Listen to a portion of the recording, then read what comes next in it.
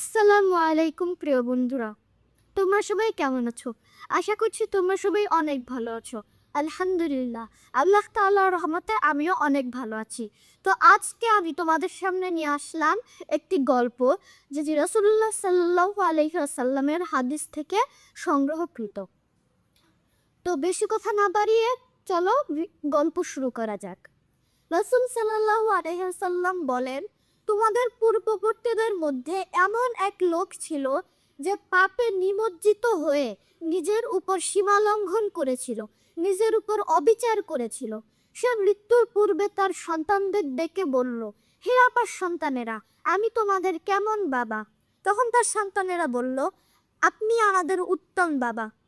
তখন সে তার সন্তানদেরকে বলল, আমি তোমাদের একটি ওসিয়ত করছি, তোমরা কি আমার ওসিয়তটি রক্ষা করবে? সন্তানেরা বলল, অবশ্যই করব। তখন সে বলল, তোমরা আমার মৃত্যুর পর আমার দেহটি জ্বালিয়ে ছাই বানাবে, অতঃপর সেই ছাই বাতাসে উড়িয়ে দিবে, যেন আল্লাহ তাআলার সামনে আমার এই পাপগুলো নিয়ে দণ্ডায়মান না হতে হয়। কিয়ামতের দিন আল্লাহ তাআলা সেই সকল ছাইগুলোকে একত্রিত করবেন। ইন্নাল্লাহা আলা কুল্লি শাইইন কাদির, কেননা আল্লাহ তাআলা সকল বিষয়ের উপর ক্ষমতাবান। তারপর আল্লাহ তাআলা তার সকল অংশকে একত্রিত করে পুনর্জীবিত করবেন। তখন তিনি সেই লোকটিকে বলবেন, তুমি এই কাজটি কেন করলে? তুমি কি ধারণা করেছো যে আমি তোমাকে আর পুনর্জীবিত করতে পারবো না?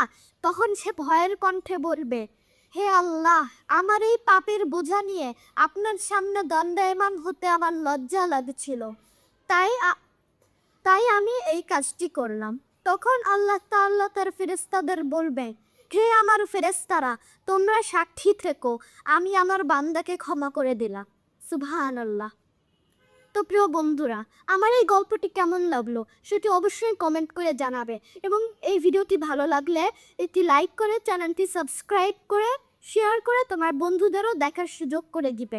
তো আজকের আয়োজন এতটুকুই। দেখা হচ্ছে পরবর্তী কোনো ভিডিওতে। ততক্ষণ পর্যন্ত ভালো থাকবে, সুস্থ থাকবে। আল্লাহ হাফেজ। আসসালামু আলাইকুম।